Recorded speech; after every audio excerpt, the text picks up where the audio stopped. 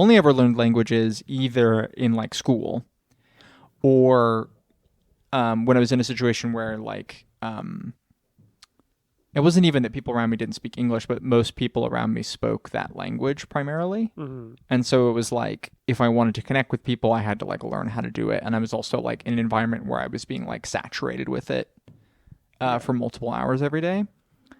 And so it's kind of weird to be trying to learn something where like my encounters with Spanish are like not super plentiful. But part of the intention though is to like be involved and connect with people who speak Spanish and like have, you know, so eventually that'll happen eventually, I think, hopefully, once I have like a base of knowledge. Yeah, maybe like a year from now, we'll both have learned enough Spanish that we'll be ready to do an entire episode of this in Spanish. That'd be wild. Be the Gringo cast. The Gringa cast. Well, okay. We'll have AP on here, and it'll be mostly him making fun of us in Spanish. So Right. The thing is, though, that it is like you do really have to get over yourself. Yeah. Like the part of it when I first moved to Germany, one of the people I was living with was German and spoke incredible English, and so we mostly spoke English with each other. And also, his German was obviously great, you know, and so it was like very intimidating. And then the next, and then I moved in with some different people. And the guy I was living with was American and spoke very good German, but had like an American accent, like a very clear American accent. And that was the moment where I was like, oh, I can learn German and I don't have to sound perfect. I can sound like him and everyone understands him and thinks he speaks good German, right? Yeah. Like it's, you do have to kind of get over yourself a little bit. We're getting deep Grace lore about Grace just dropping when I moved to Germany. Yeah. Damn. I guess we should actually introduce who Grace is so people know who they're learning about. Okay. Well, if you're just tuning in, this is Dovewhether. My name is Marcy. Our regular co-host AP is out battling the turtles. We're the pro turtle people are here. The anti-turtle person is busy. Opposite sides of a national conflict. And we have a special treat for you today. We have Grace Benfell, who is a writer, a critic, and a fellow trans icon, and the author of the upcoming book, Killing Our Gods, Essays on Religion, Christianity, and Video Games. Welcome, Grace. Hi. And Grace, tell us, you know, you're not just a new up and coming writer. You've written for some publications. Yeah, I mean, I've mostly written about video games, unfortunately. But yeah, so I write regularly for GameSpot, and I've written for like Bullet Points Monthly, which is great. I wrote for Vice's video game thing when that was a thing and before everyone there got laid off. And I've written for this print publication called Edge Magazine. I've written for a bunch of like Lost in Cult books, which is like a, I don't know, kind of boutique independent video game bookstore. I mean, they don't have a store, but like print thing. Yeah, I'm kind of out here. I'm trying to write more fiction and poetry. Ooh, I've heard some of Grace's poetry. It's very good. Thank you. Yeah. And yeah, I also co-edit and write for a website called Tier, the Imaginary Engine Review. You can find that on Blue Sky at Tier Review at Blue Sky Social or whatever it is. We got a Renaissance woman over here. Yeah, I mean, it's mostly just writing. That's the thing I can do. You've seen Speed Racer, right? I have seen Speed Racer. Yeah, yes. A classic, trans classic. Yep. But one of the things in that is speed. Mr. Racer himself is like, I only know how to do this, and I have to do something. You know, that's how I feel about writing. That's like the main thing I know how to do, or at least feel like I have some approximation of how to do. Anyway, but yeah, that's a website about like itty bitty independent games and things that, would not get written about in a serious critical way. We're writing about this kind of amazing RPG Maker game from like 2010s Japan called, I hope I'm not mispronouncing the first part of this, but Hesai Pistol Show, not Club. For some reason, I got it in my head that it was Club some time ago. Anyway, that's really great. We've got some really cool essays about that coming up. So awesome. I'm really pumped. Anyway, cool. Plug over. We love a good plug. So the reason why we had Grace on to the podcast for this episode is Grace is a big Hunter x Hunter fan, and we'll get into our respective histories soon, but Grace is a big reason why I dove into the anime Hunter x Hunter, and so I really wanted to have Grace on here to talk about the anime.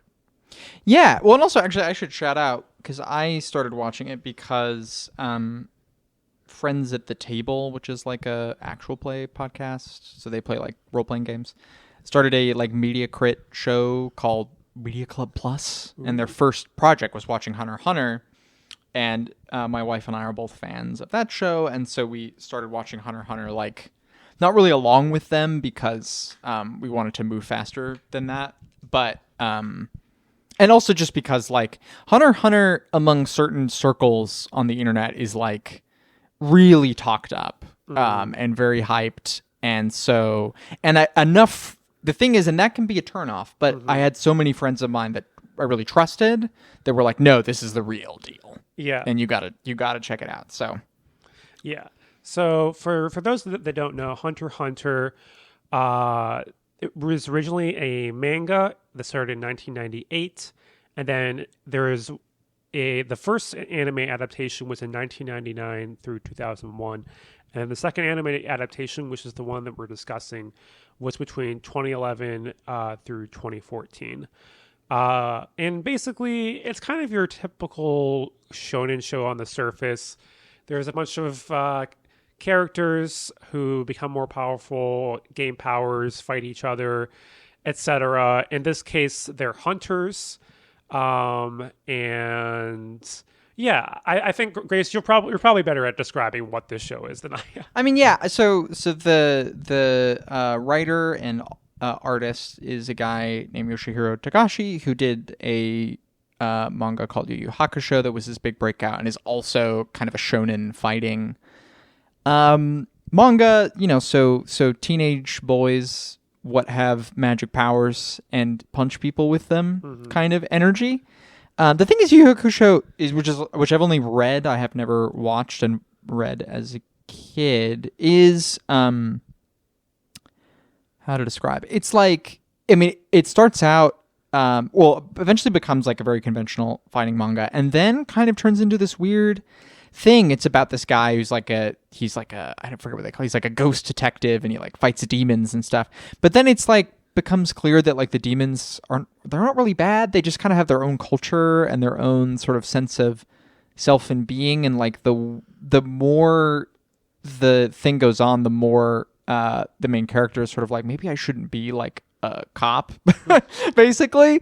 And so that kind of peters out and ends a little bit abruptly, because I think partially it was kind of difficult to sell, or became kind of difficult to like, what is this even? And Hunter x Hunter kind of occupies a similar space, where it is at once like Gon, the main character, is like this innocent, carefree, and very determined young man, I guess you could say. But it also kind of becomes this kind of, it once is very interested in kind of the regular shonen stuff of people who have like interesting powers and how they collide, and watching these like charismatic people with interesting designs fight each other. But it also kind of becomes a critique of like power in and of itself, and what it would mean, or the kind of person you would have to become to be able to fight at the scale that shonen manga has people fight. Anyway, so I don't know if that adds some context. I'm really glad you're on this podcast, because you're so smart and you're so good at like putting your thoughts into words. I'm like, you know what? Grace can take it from here pretty much.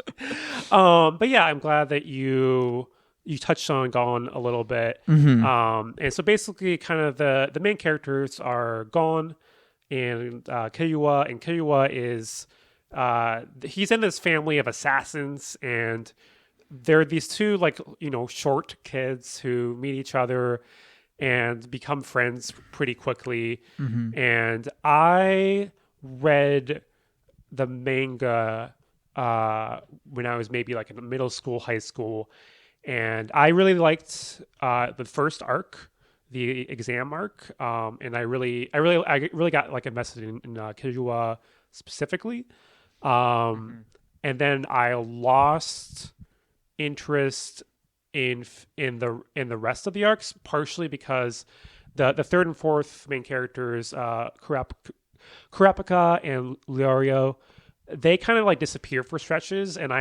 that was like for some reason tough for me because I was so invested in just like the four of them being together. But then like when I revisited Hunter x Hunter recently to watch the anime, I kind of had the opposite thing where I was like, oh, actually, I'm more invested now in some of the arcs that happen after the exam arc, because I'm like, oh, I want to see like what happens, and like you kind of get more invested in different characters through different mediums. So yeah, I'm curious kind of your thoughts about like manga versus anime. Yeah, I mean, so I've been reading the manga kind of slowly. Like I think I started around when I started the show. Maybe no, I didn't. It was like a while after, but because the thing is, the reason that there's two anime and the reason that the manga is still ongoing despite having started, way back in the 90s, is because, well, partially because Togashi has boundaries around his work schedule. Unlike many people who work in this industry in both anime and manga, which can be extremely toxic and overworking and awful. And also because he's just had a bunch of health issues and has struggled to draw and, things like that. And I believe now he's like working and the manga is like updating regularly, which is really cool. So part of when the 2011 anime wrapped up in 2014, I think there was maybe like some material after that, but basically like got to a good stopping place and they're like, okay, like this is the end of the show, more or less. Yeah, I mean, it's not an exact parallel, but it does, to a certain extent, remind me of like Game of Thrones, how George R.R. Martin is just like never finishing it. Yeah. And I remember people being really frustrated during some of those long hiatuses for Hunter x Hunter, but then like people were like, oh my God, it's actually coming back. So I haven't, I'm not sure yet if I'm going to like continue on with the manga where it drops off from the anime. Like part of me is like, oh, can't they just finish the manga and then like make an anime for like everything? Yeah, I think some guy was like teasing that they might do another season soon, that there's enough material, but I don't know. I mean, the thing is, I will say is I think part of what because I mean, how much Dragon Ball have you watched, Marcy? Oh yeah, I've watched a lot of Dragon Ball. I basically have seen all of Dragon Ball Z, and I read a good amount of Dragon Ball. So yeah. Yeah. Okay. Perfect. Yeah. But I think that's one of the things is that Akira Toriyama is just like one of the greatest artists that has ever lived, and part of what makes Dragon Ball like really good still, despite being like, I mean, in contrast to Hunter x Hunter, like comparatively simple in sort of the way it presents itself and a lot of its like central conflict. Like there's no like socio-political context happening in Dragon Ball. Or, I mean, not to say that it's not political at all. Of course, I think it has a politics, but like it's just not about that stuff in the same way that Hunter x Hunter is like deeply invested in kind of a like material circumstances of the world and how that shapes like how people react to stuff, which also kind of makes it feel a little bit different than some other shonen. But Toriyama is just such an incredible and charismatic like draftsman, and I think Togashi is comparably good. Like great character designs that are so expressive and such a like so many of the great images and like stuff in the show, like that. Admittedly, it paces really well and edits very well. I think come just right out of the book, right? So I will say that, like, if you're like, oh, I want something that feels like the show still, and I don't know if I'm going to get that from the manga, I think you will, despite not having read this stuff, because I haven't read beyond where the show is. So Yeah. One thing I really appreciated about the manga back when I read it was like the darkness of it and like the violence in it. And I was a little bit disappointed that the anime toned some of that back a little bit. Yeah, I think it kind of comes like once you hit Chimera Ant, which is like the bulk of the show, really, it kind of comes back. But that's definitely like an element that does get toned down in the early parts of the anime, especially. Yeah, so the Chimera Ant arc is definitely an arc that we're going to talk a lot about because it's really funny if you look at like the number of episodes for each arc. It's like the first arc is 26 episodes, then 12, then 20, then 17, then 61. Yeah. And then back to 12. And it really is kind of, it's almost a show unto itself. Yeah. And has like its own stakes and really even its own central characters. Mm-hmm. Like Gon and Killua, especially like by the end, become side characters. And like the central drama is around some of the titular Chimera Ants.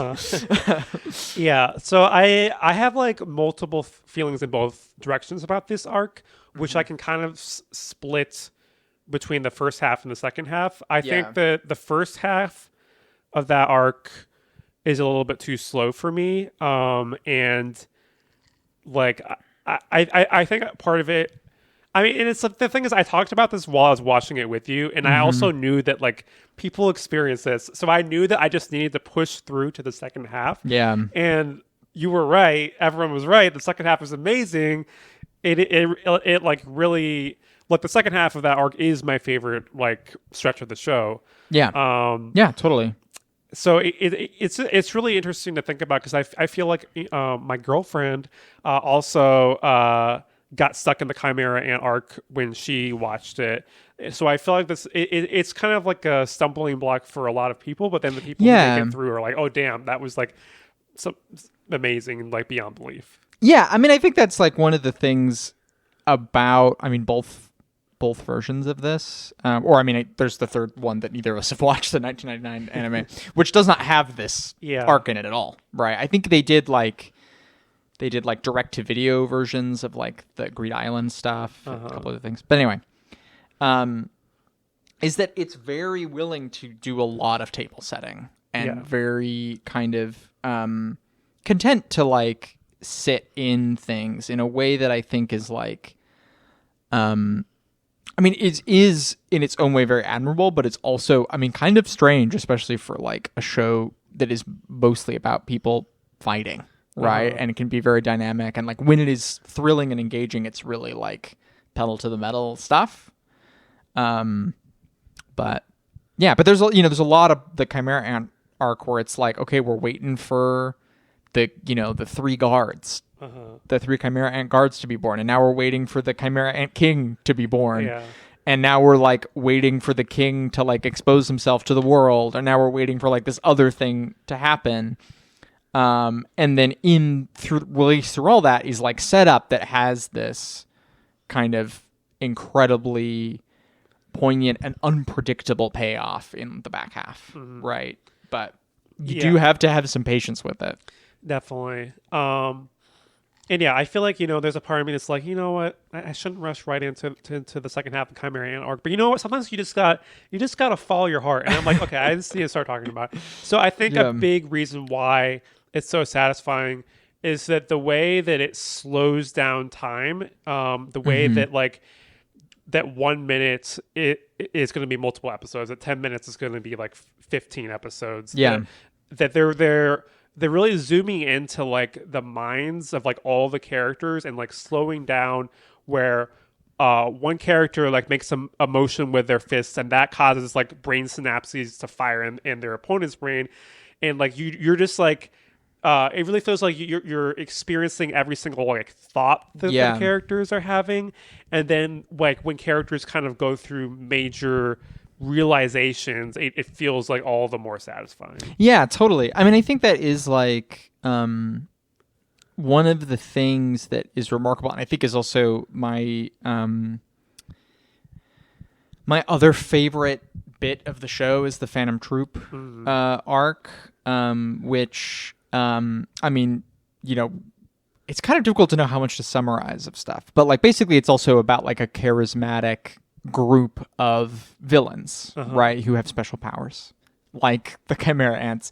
But it's like there's kind of the way this stuff the story is approached is that there's kind of an agnosticism and a lack of interest in like a point of view character. Like everything is kind of holistic, and so this kind of part where like the whole arc has been building to this confrontation between a group of hunters, right, which are kind of like special agents / anything you can really do at an expert high level. There is like a version of a hunter that does that kind of thing, and they're kind of like trans government, yeah, across government. You know, they're like a special agent EU, like they're sort of, you know, internationally recognized and stuff like that. And so the whole thing has been building up to this confrontation between them and the Chimera Ants, who are like ants that when they eat other creatures can like gain their attributes. And so basically a bunch of Chimera Ants have started eating humans and have become like super powerful through that process. And like, anyway, and are, you know, planning to, like, the king's purpose is to like assimilate all human beings into the Chimera Ant like hive, and then what then? You know, keep moving through the stars. So the stakes are like very existential, very high, right? It builds up this confrontation, but then there's not really a line of sympathy drawn between these two sides. Like both sides are sympathetic. You get a picture into both sides, like the emotions they're experiencing and the things they're doing. And it's also this giant battle is like this network of connections that is built between the various members of both factions, right? Yeah. And I think it's a really striking and very strange, I think, way of dramatizing conflict to make every part of it sort of painful and difficult, you know? Yeah, and I think that, you know, when the arc starts, your sympathy is with the humans because you're like, why are these ants killing all these humans? And like, you know, they kill some fan favorite characters as well. Yeah. No, and this also, and it's not just that, you know, the king is like cruel, and like there's that scene where they like take over the sort of North Korea analog country that they're like based out of.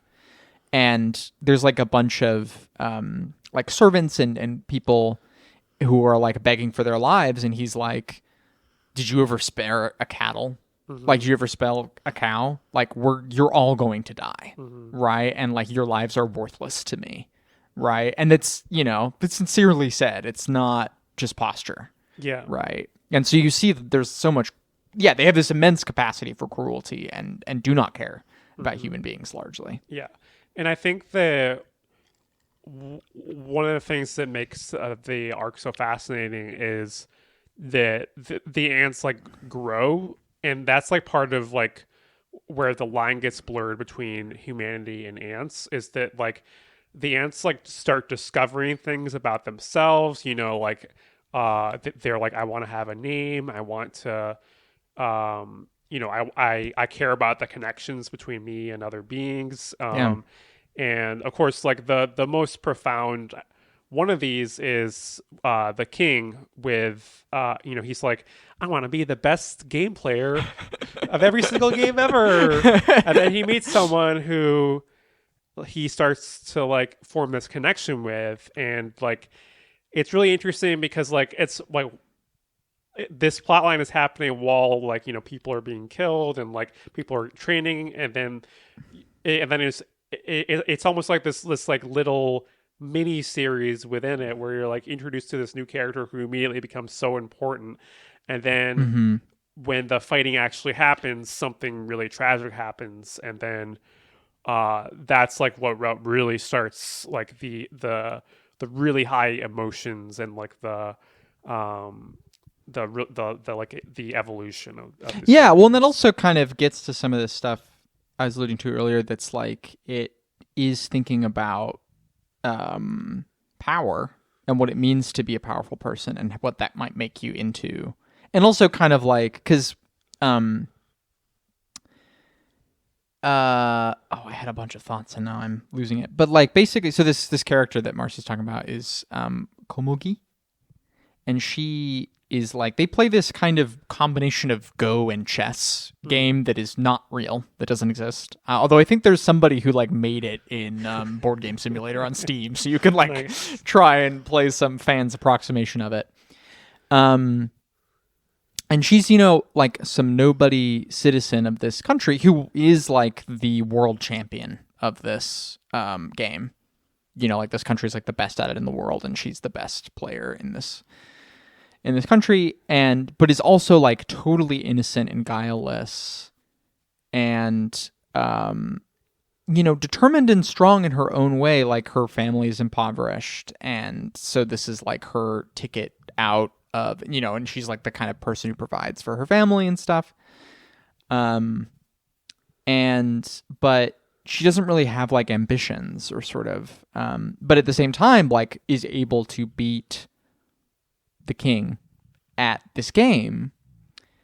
And I mean that just the fact of that being this thing that's like, she has a power that is totally separate from violence, right? And is totally disconnected from that. And it's something that like every other character, because they're all warriors and they're all people who like have honed these superpowers to kill people, right? None of them can really understand or predict her because she's so outside of that system, right? And I think that reality is like, it confronts the thing of shonen manga, where it's like you become the most powerful, you become the best, and that's always like Goku in Dragon Ball. He's like an innocent. He's just like a good guy. He doesn't even know what sex is, Like he's really nice and good, and like his aspirations towards power are completely like innocent, right? And then he brings that out of other people. And Gon is a similar character, but in this arc especially, it turns very dark, right? And I think it is like, yeah, basically it's a little bit gauche, and I think people maybe overemphasize it as a subversion, because I think it's also like genuinely invested and thrilled at these fights and the character's abilities, and there's all this kind of intricate stuff that plays into that that's super thrilling and exciting and like great action movie type stuff. But also is like, hey, maybe this is like the wrong way of thinking about the world. And maybe it's like very distorting, right? To be in this position. Yeah.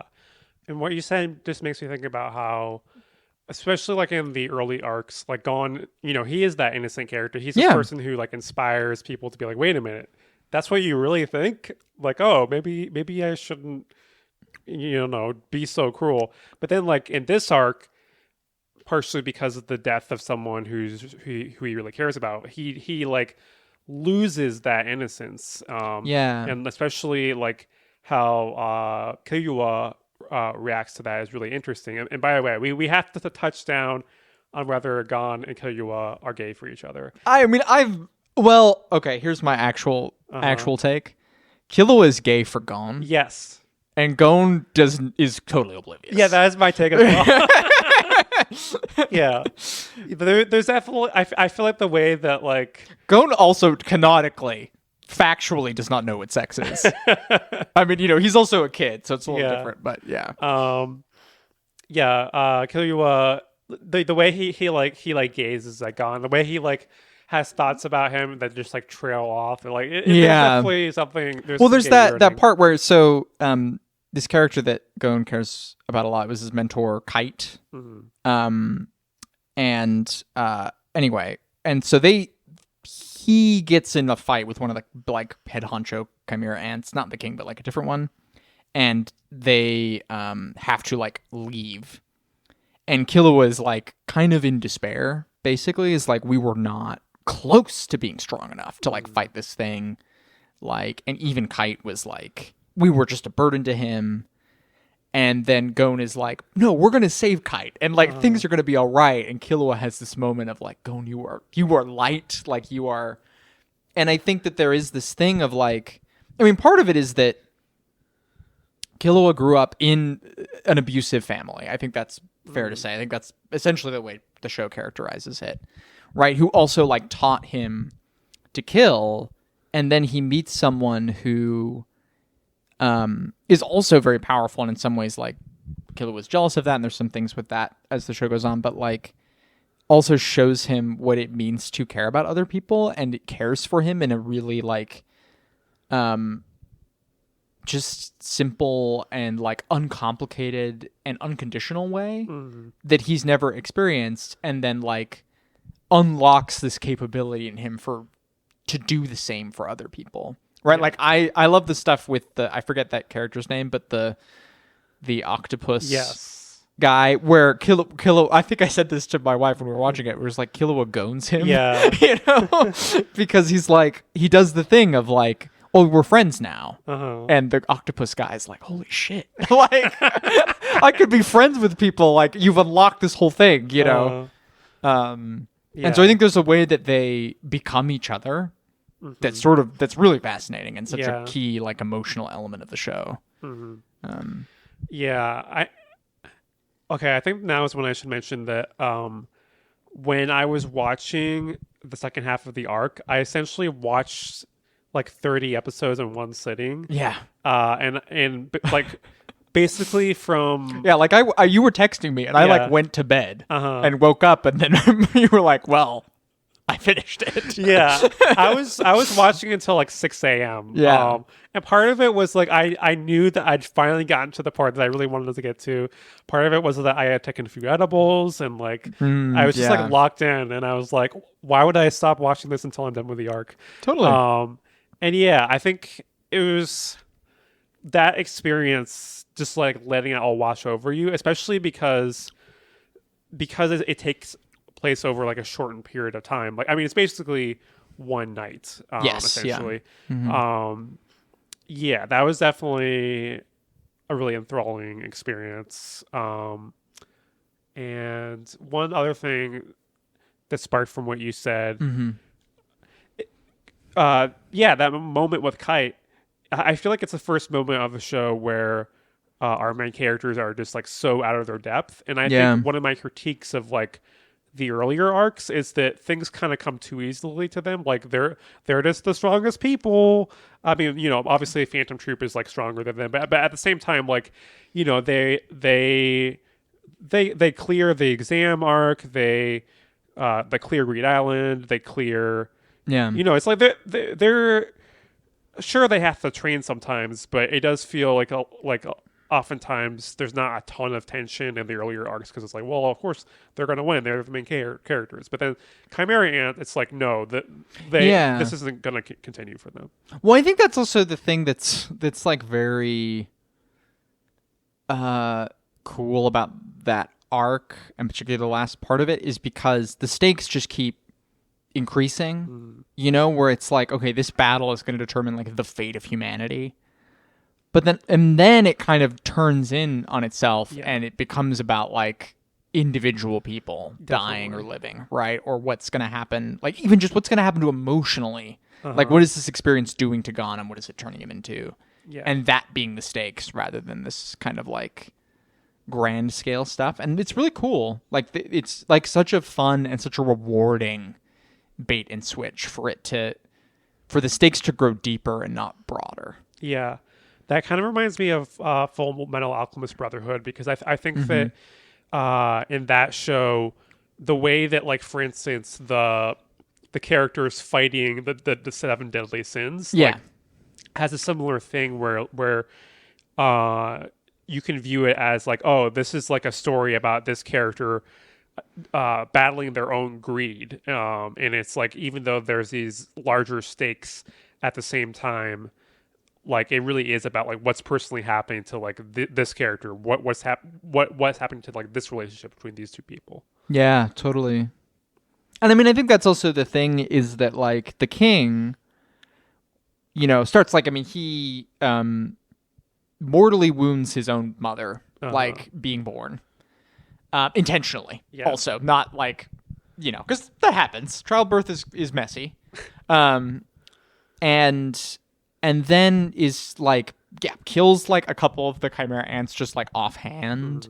Like, is just this force of nature and this kind of like ultra powerful being that everyone is beholden to him, essentially, right? But then it like he becomes more and more complex, and part of it is that he is a child. Like, it's sort of a thing is that I think this is something I've been thinking about a little bit, is that everyone treats him as like a full-grown adult, as like a full person right at the beginning, and it's like, okay, you're a leader, like everything's chill, and then the process of him is him meeting a child, Komegi, right, who's like a prodigy, and is, I don't know, a teenager, and becoming a child again, and like reckoning with humility that he must learn, right? I don't know. I think that's really interesting too, and the way that it then becomes this, like, it turns on itself, right? Where this character who is like the most cruel and the most like pernicious is kind of also revealed to be the most hapless and the most clueless. Yeah. Right. And I think that's just a really, it's again, it's so satisfying and like kind of unpredictable because it goes so hard in one direction to start. Yeah, definitely.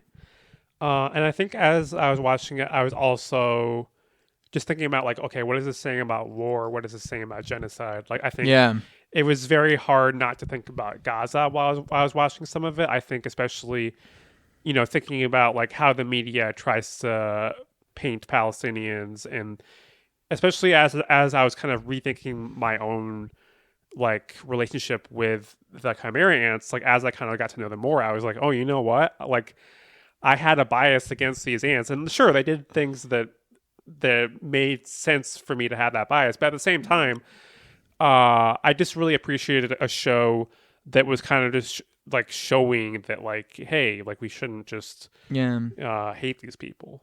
I mean, I think there's a really while we were watching the show, my wife read this book called Neither Settler Nor Native, which seems very messy, and this is not necessarily like a full-on endorsement of it, because it's like a fairly short book, and it has like a chapter about like multiple extremely complicated like there's a chapter on, I think, the Americas and relationship to like indigenous genocide. There's a chapter on like Germany and Judaism. There's a chapter on Israel Palestine. There's a chapter on all this stuff. But one of the ideas it kind of has is trying to get to a point where everyone thinks of themselves as a survivor of colonialism, and we start to lose like perpetrator victim binaries, which is like a little complicated, and I don't, I think I like Wretched of the Earth. I'm a little bit about vengeance, I think, but also I do think that there is something, I don't know, but that's kind of, I'm using this to say that's what happens at the end of this arc, right? Is that all the surviving ants and all of the people, they're all survivors of this thing that happened to them, and none of them are really considered to be like, okay, there's no retribution for any of them, right? They've all suffered through this process, and I think there's like there's sort of a camaraderie almost to that experience. And I think like, I'm not necessarily saying like that is the exact emotional path forward for these kinds of things, but I think there's something deeply moving about it in the way it's configured in the show, and that's also so surprising, I think. Yeah. And I think like another parallel with Full Metal Alchemist Brotherhood is at the end of that show, there's like a military coup, and like there's basically like a revolution, and then afterwards, like they have to like paint a picture like what actually happened, like, oh no, you're your leader wasn't bad. No, don't worry about that. Right. So yeah, I really like when anime and manga like take these like real like large scale fights seriously and like think about like what are the actual implications of these things. Yeah, totally. And it does make me think about like I do wish more like American media like did this, and it does make me. I feel like the thing about with me in anime is it can be hard for me to get into an anime, but once I'm in like anime one, I'm like I just want to keep watching. Yeah, sure. And I'm sure there's like a lot more anime that I still need to watch that like Yeah, you know, has some interesting things. so to say. you and I have been watching Gundam Witch from Mercury. Yes. I feel like you should watch Gundam, I like probably original should. Gundam. Yeah. Because I think that is a show.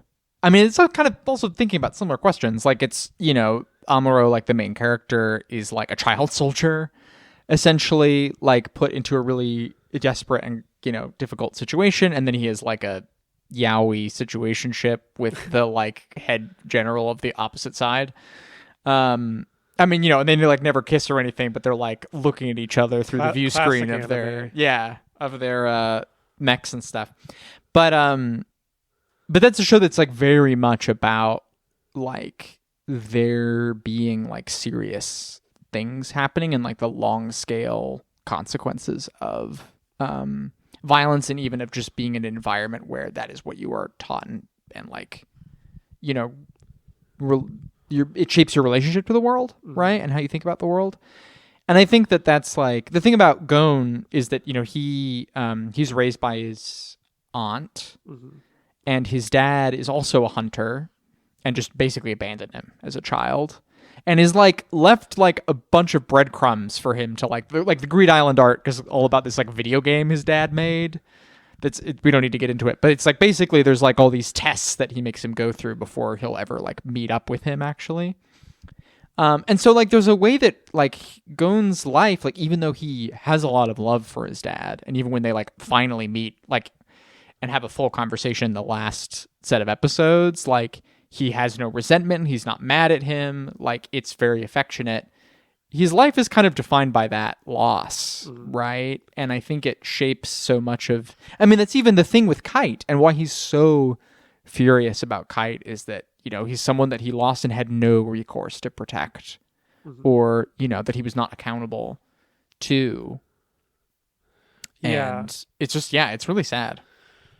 Yeah, I think the one of the moments that emotionally hit me was when Gon and Killua are like sitting together. They're like looking up at the stars, and they're just like talking. And then, you know, Gon's talking about how, you know, his aunt is really his mother. Like, yeah, totally. and then you see his aunt like hiding behind some bushes, listening to them and crying.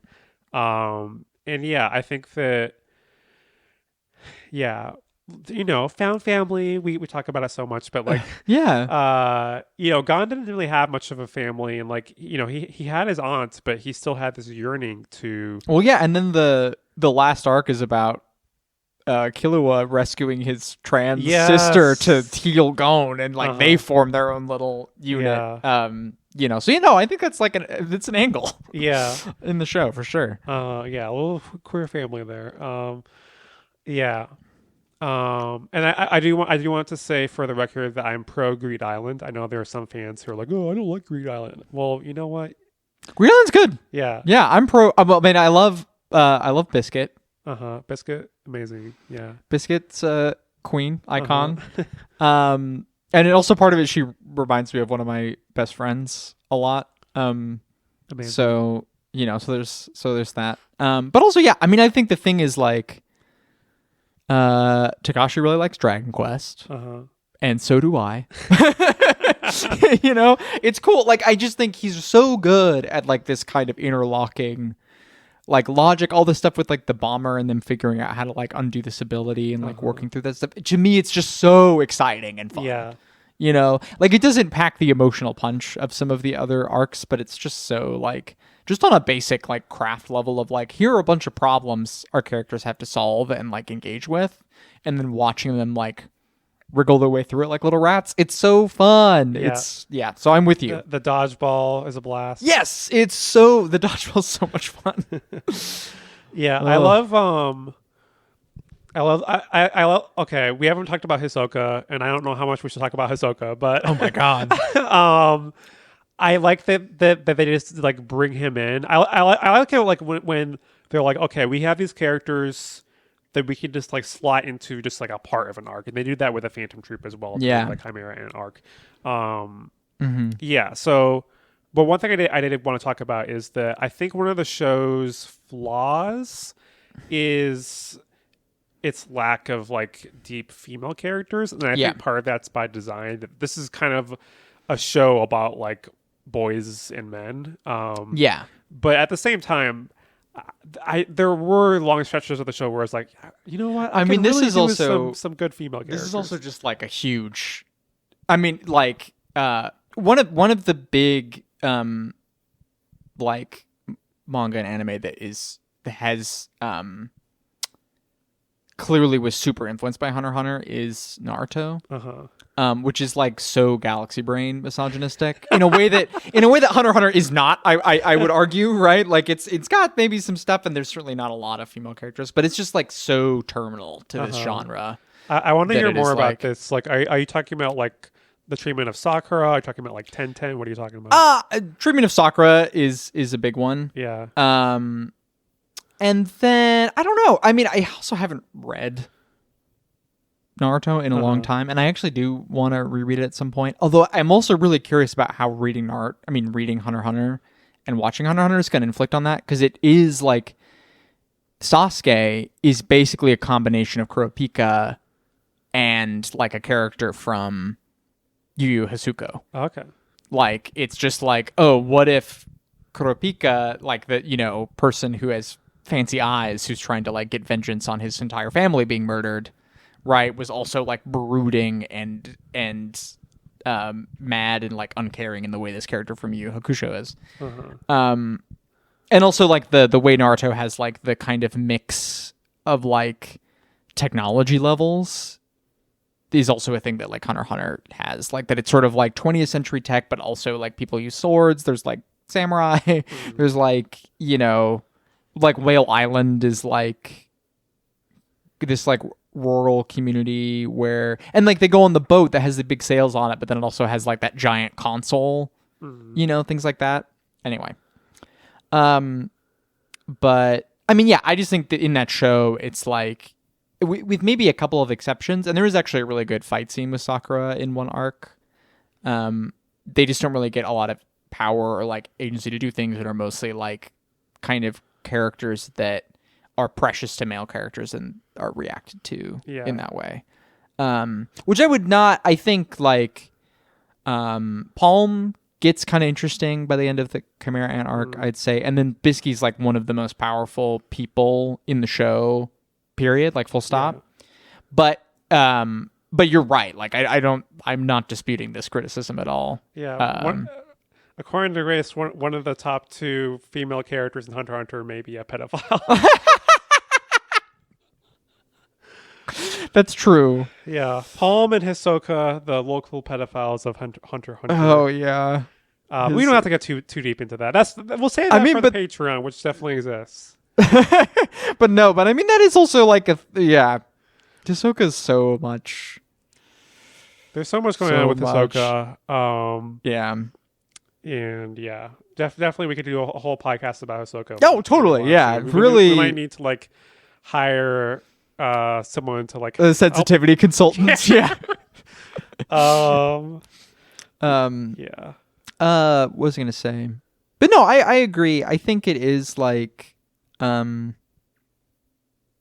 don't know. I think it is kind of a shame that there's just not a lot of room. And I guess it is like, like I can go. I really want to get more into like shoujo and like, adult, also manga for adults and stuff, stuff that is like, hey, is definitely going to have like really interesting female characters and like be, grounded in that. But it is also just kind of like a bummer, like anytime, and I know people who are like, I just have struggled to engage with the genre because it is just like, there's either no women there or they're all sort of objectified or more, or pushed to the side or whatever, right? Like it's kind of difficult to deal with. Yeah.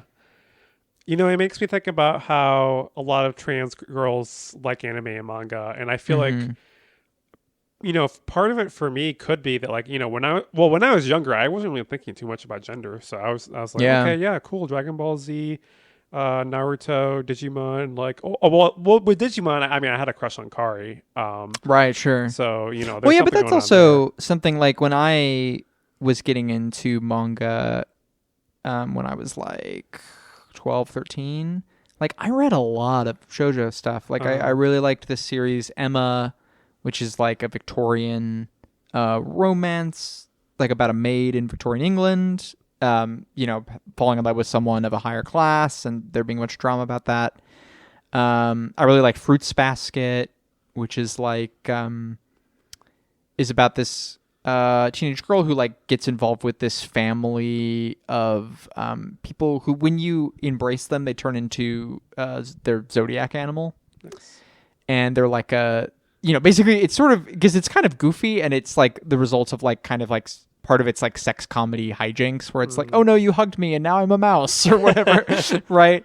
But there's also this like, it's this shameful secret that they have to keep from everyone, and that, so the family's really secretive, and there's like a lot of abuse in it and stuff. So it gets quite like dark and complex about this family stuff, but also at the heart of it is like, oh, I'm a teenage girl and like I'm living with these like two super hot boys that I have a crush on, and like, and I didn't really like have too much, like I knew that like Shogo was girls manga and whatever, but I didn't really have like a ton of like, oh, I shouldn't be reading this, Yeah. I wonder why I didn't. I don't know. I feel like my sister definitely like watched some stuff that was like more for girls anime wise than me. Yeah. But yeah, I don't know if like just it was the conditions that I was brought up in, or what well, I mean, I also have very distinct memories of like I remember watching Sailor Moon and loving Sailor Moon, and then being like, actually Sailor Moon is uncool. And then I had a babysitter who loved Sailor Moon, and I was like, no, I can watch Sailor Moon. It is cool. My babysitter likes it. And then I was like, I have this distinct memory of realizing, wait, but the babysitter is a girl. And Sailor Moon is for girls, and I can't watch that. And which bums me out. Like, I'm really sad. But I didn't have that about everything for some reason. So I think that is like, and also part of it is just that like, I think in pop culture, like shonen manga is just like bigger than any other genre. And especially like that you get these kind of, there's so much of like hip hop culture now that is like, related to or makes reference to like, I mean, Naruto is huge, like in Dragon Ball, obviously. Megan Thee Stallion singing about Jujutsu Kaisen. Yes, yeah, exactly, right. And so I think there is like there is an element that those are like the huge, like the scale of pop culture is just bigger. Like those are like the biggest franchises, right? Yeah, and I feel like as someone who spent a lot of my like young adult years trying to catch up on like the American TV canon, I feel like catching up on the anime canon is something that like I really want to do, even though I can like acknowledge that like there's inherent biases in what is put into the canon. Yeah, well, and there's also kind of a weird element where there's stuff that's huge in Japan that is not big in the same way over here. Like I know that like there's a basketball manga, Slam Dunk, which has an audience in the United States, but is not like one of the top 5 most successful anime of all time, which it is in Japan. Like it's huge over there, right? And so there is sometimes like the stuff that gets filtered and what gets big over here. You should watch Lane though. We were talking about this. You should watch Serial Experiments Lane. You should watch it. It's 12 episodes long. Okay, that definitely helps. Yeah, I feel like maybe a 12 episode I don't know what I'm trying to say. 12 episoder will be good for me. I feel like I I've realized that with the last 3 big animes I've gotten into in the last like year or so, which of course we've done an episode about all of them on this podcast. Yeah. Full Alchemist Brotherhood, Jujutsu Kaisen, and Hunter x Hunter. There's been a friend who really wanted me to start watching it. I started watching it, and then I eventually surpassed the friend. Yes, yeah. Because I technically finished the anime before you did.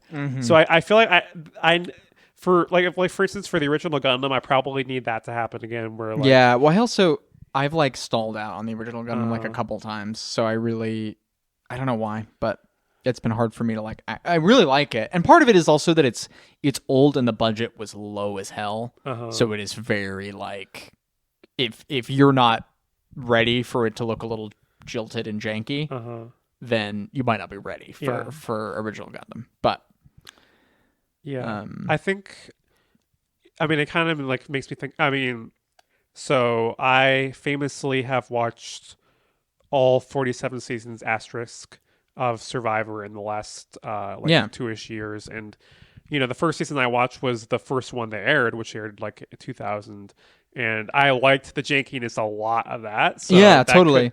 It may be the same for this. Yeah, well, and also the music is incredible. It also is very, I think, really well storyboarded, right, and has some like very compelling kind of central images, and great. The Gundam is like an all-time great design. Like it just looks really cool. Yeah. And is very communicative about like, what it's about. It's anyway. So I don't mean to be like, oh, it's old and boring. But it just might be an obstacle. It's possible to be an obstacle. Yeah. Well, you said on this podcast that it's got interesting things to say about like imperialism, and you've also said off this podcast that it's very gay. So I definitely gotta check it out. And yeah, I'm really looking forward to you seeing more Gundam: The Witch from Mercury. There's like one episode in particular that I can't wait for all of our friends to see. Like, I'm excited. People, the look on people's faces is going to be amazing. Yeah, and I know because I was like online when, and a lot of my friends are gay and into anime, so I was getting some live reacts stuff. So I kind of know some things that occur in the future, but not really like, especially like main plot stuff. I basically know nothing about. But yeah, there's so much anime out there, and I'm always going to be glad that there's more on the horizon for me. Yeah, I mean, there's a bunch of. I think this is like the thing is everything is a world, and there's a lot of. Oh, excuse me. There's a lot of stuff that I think is going to be really exciting for you to delve into, and then also like has increasingly. I mean, I mentioned this to you, but like. Serial Experiments Lane is so obviously like a huge influence for Jane Schunbrunn and stuff. There's a lot of American media that is like picking up on this stuff and working with it, and sometimes in surprising and interesting ways. So, so I'm excited for you to continue watching this stuff and tell me about it. Because also I feel like I'm not like the hugest anime nerd by any stretch of the imagination.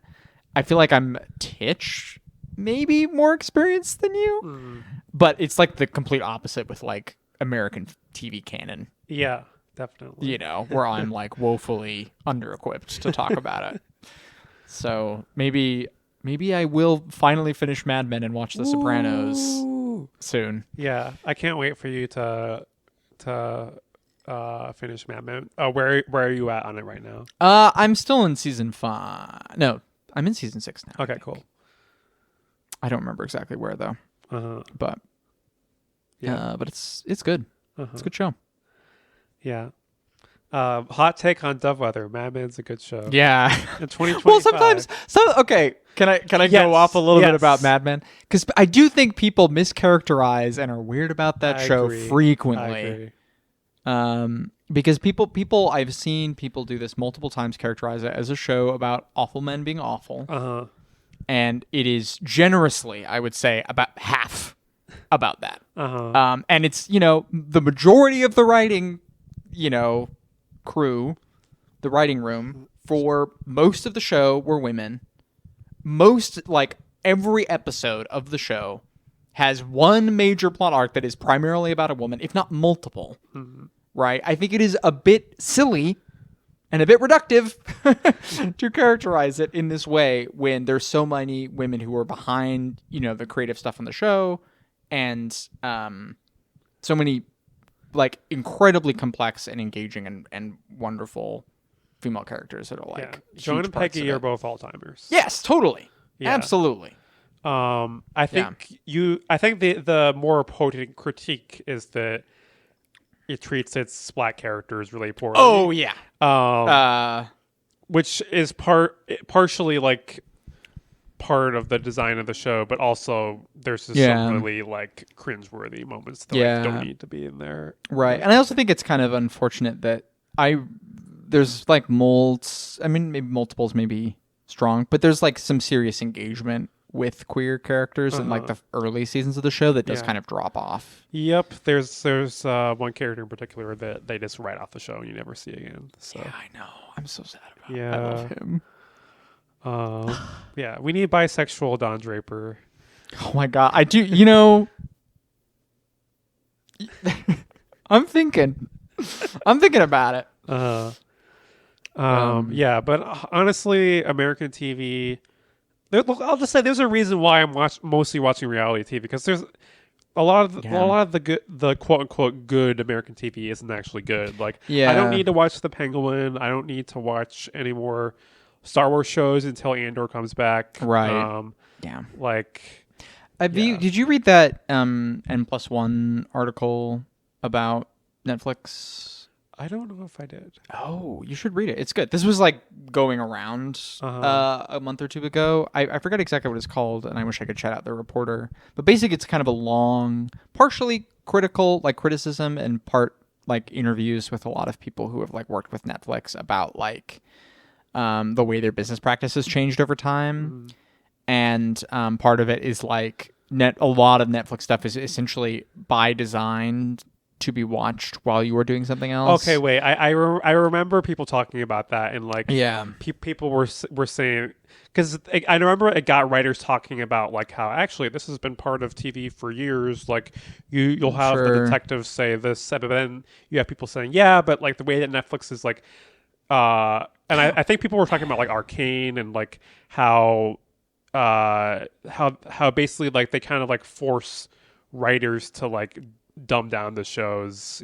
Right. Well, I also think that part of it is that Netflix is not just a TV competitor, it's a film competitor. And they were hired, Martin Scorsese did a movie with them, and they had that, Alfonso Cuarón did a film with them. Michael Bay did a movie with them. Like movie guys were working for Netflix, right?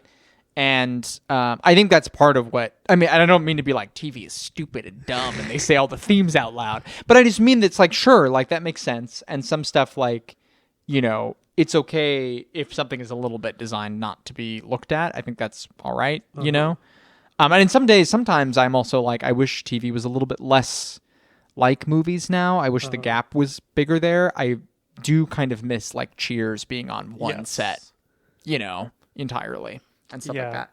But I do think that part of it is it's not just TV. It is movies, and they write the movies that way too. Yeah. The thing about me is I almost never multitask when I'm watching TV.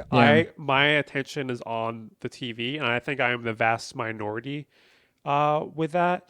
But yeah, I mean, there's, I've watched like 47 seasons of Survivor. Right now, I'm just like watching the Traitors because I'm like, you know what, I like when they don't give me anything like to make my brain synapses go on fire. I'm like, okay, then I'll just give in to the dumbness. Right. Yeah. I mean, I think that's fair, and I do think it's also like part of it though. When I was reading this thing about Netflix and talking about like, because I was like, there's so much like. I can go like watch some indie VTuber rather than watch a Netflix show that costs $30 million. I can watch someone who like I think is charismatic and funny, play a little video game and make me laugh while I do something else. And that's like incredible second screen content. Like I don't need a writer to write a show because the thing is also it's like there's a difference between a show allowing you not to watch it fully and it being uncompelling to watch fully. Right. Because like, yeah, like even, like Emma and I got into Frasier over the pandemic, and like sometimes I would not be watching Frasier directly, you know, and still enjoy it. But also, there's a lot of episodes of Frasier that I would happily just watch and get a lot out of, you know. Yeah, it used to be very satisfying for me to like watch, like catch up with all the critically acclaimed shows and like make my own list at the end of the year. And like I don't care about that anymore. Like if you ask me what my favorite show of last year was, I'll be like, I guess Shogun, but don't ask me to like make a list. Yeah.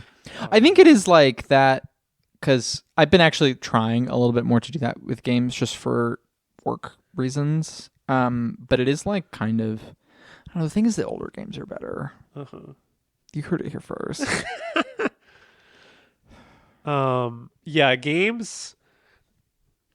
Because I loved video games when I was younger, so I do want there to be a Marcy video game resurgence era. I do have my Nintendo Switch right here, and I have been playing the Zelda game where you get to be Zelda, and it's really cute. I've been playing that with my girlfriend, and also, you know, doing some Mario Kart over the holidays. But I feel like I want there to be like an era where I'm obsessed with like the same obscure video game that Grace is obsessed with, and then we can like talk about it. Yeah, you should play Disco Elysium, which you can play on the Switch. I don't know how well it runs, but maybe that's the juice.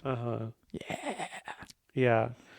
We've like been talking for an hour and we haven't mentioned Mormons. Damn. Okay. I feel like this was also the thing is like I was like when I lived in Germany I was tastefully eluding my sordid past. Yeah, I feel like if anyone made a Grace bingo card and they're like waiting for that Mormon spot, you know. So how do Mormons connect to Hunter x Hunter? Mormon missionaries are kind of like hunters, I guess. If you think about it. Yeah. Meddlesome. Ooh. Perhaps imperialist in nature. Has special powers? No. Although I guess that is like doctrinally. You get set apart and you have like special authority. Yeah. Well, if you want to hear more of Grace's thoughts on religion, you'll have to read her book. And we'll have you back on the podcast after the book comes out so we can talk more in depth. Yeah, and also I can like send you to a page where you can pre-order it or whatever. Everyone, all the Dovewhether fans are going to buy Grace's book, and then Grace's book is going to be on top of all the lists, and I'm like, damn, wow, Grace might be the best video game writer of our generation. Such a high honor. No, but I mean, the book is based on a column I used to do at Uppercut, which is now defunct is wrong because it is up. You can go on the website, but it is no longer updating. Website called Uppercut, and I don't know. It has a bunch of essays about everything in there. One of the new essays I wrote for it is an essay about The Last Temptation of Christ, the Scorsese movie, and the Nikos Kazantzakis novel, and being a child of God in Baldur's Gate 3 and Cyberpunk 2077, and thinking about like what does it mean to believe in something like the Jesus story now, and how does it like change the world, and what has it actually done in the world? Anyway, things like those are the kinds of things I wrote about. I wrote about Silent Hill 3 and Mary, the Virgin Mary, and being a fucked up teenage girl. Ooh, exciting, cool stuff. I think like reading all this is going to make me like want to play the games. Yeah. I almost wish. I feel like my main complaint lately is there's just like not enough time. Of course, the culprit is capitalism. Right. It's like I want to watch all this anime. I want to play all these video games. I want to. Well, if you socialism. If you ever want to set up like an emulator or something on your computer to play old stuff, I can help you do that. Will it work on my MacBook? There's actually a really good composite Mac emulator that like incorporates a bunch of other emulators, and it's like super easy to use. Basically, like plug in and play. Okay. And you can use like a Switch controller with it, although I think you'd have to get an adapter, which is a pain. But you could just use the keyboard too. Yeah, it reminds me, like, there was a time when I wanted to be like a Super Mario 64 streamer. But then like I got too intimidated by like trying to figure out all the technology. Yeah, it's streaming especially is kind of tough. I also don't know because a bunch of 64 games have gotten like full on Windows ports now because apparently it is easier to do that than to make an emulator and 64 emulator. It's just easier to port it to Windows. And so Mario 64 was like one of the first ones that got that, and I don't know if there's like a Mac version of it. Yeah. But I think you can emulate it. You could just emulate it too. That probably runs good. Yeah. I feel like if you're developing a Nintendo 64 emulator and it can't run Super Mario 64, you have like failed. Yeah, there's no point if you can't do Mario 64. Yeah. Yeah. I know some people, oh, actually GoldenEye is the best game. Well, I wasn't allowed to play it when I was a kid, so... I have no nostalgia for GoldenEye. No nostalgia for that guy with the hat. Oh, yeah. Yeah, well, we've talked about a bunch of different things, but I think we're getting close to time for Hopecasts, which is the time when we give a little glimmer of light to our listeners and say what is giving us hope. Do you want to start? Yeah, sure. So I guess this is kind of a plug also. Yay! But I'm a member of the Freelance Solidarity Project, which is the digital media division of the National Writers Union. And basically we're doing a lot of like cool and exciting work around freelance stuff. We actually were instrumental in getting legislation in Illinois passed that like, tries to curb like late payments to freelancers, a bunch of other stuff that it's really cool. So like if you work out of Illinois or if you're working for a company, freelancing for a company that's based out of Illinois, they have to like obey certain practices. If you search like freelance assistant for Illinois. But yeah, that's something that like is giving me energy. We were, I think, one of the first unions to like, release a statement against the genocide in Palestine, which was also like 3 or 4 months after I first joined up, and I was like, oh, I'm in the right place. And yeah, we're just doing cool stuff. And it is like also like a lot of work, and also there's not enough people, and it is kind of messy and intense. And but I'm also really grateful to have a lot of people who are like in kind of, I mean, it's also weird because we're such a diverse, because like also, we have a lot of like journalists and writers, obviously, but I can't believe Nomi swatted you. How rude. Yeah. You're in the Hopecast, no less. I was kind of being a pest to Nomi, but... Oh, okay, fair enough. But like people who are photographers or graphic designers or like people who do audio or podcast independently, right, are also in the union. And anyway, so there's just like lots of cool stuff. We're trying to do stuff around healthcare, a bunch of different things. And yeah, that's what's giving me hope and giving me a place to like put my frustration and despair these days. Amazing. Thank you so much for sharing that. Of course. We love unions at Dovewhether, and we love when unions do really cool things. Yeah. My Hopecast, which I will develop as the words come out of my mouth. Yeah. I kind of wanted to say Grace's sweater, because Grace's sweater is so good, but I probably should think of something more than that. Well, yeah, it's got blue roses on it. Yeah, I'm famously a big fan of roses, so. Oh, okay. I mean, they're beautiful. Yeah. Classic for a reason. My Hopecast is that we had an amazing guest, Grace, on the podcast, and I'm looking forward to having Grace on again. We'll have Grace in the future with a podcast with me and AP. And if you like listening to Grace and I talk, wait until you hear AP jump in the mix. Yeah, it'll be nice. So yeah, something that just to gas up AP while he's not here. Something I've only talked to AP like 3 or 4 times at some of the parties that we've been to for Marcy and stuff. But AP is like genuinely a really curious person, and it's always like been very engaged in asking me like very interesting questions about whatever. And I always find that like super admirable and refreshing. Yeah. So shout outs to you. I'm excited to podcast with you someday. Amazing. Well, thank you again so much, Grace, for being on the podcast. Of course, yeah. Yeah. Once again, for people who are about to get their phone out, where can people find you on the internet? So you can follow me at Grace Machine on Blue Sky. I also have a website, which is graceinthemachine.com, and I have links to like everything there. You can also go to imaginaryenginereview.ghost.io to read the website, the ebb and flow site. Even flow. That I edit. And that's it. Awesome. Those are my plugs. Well, I hope all of you Grace fans who are listening subscribe to our podcast. We're Dovewhether.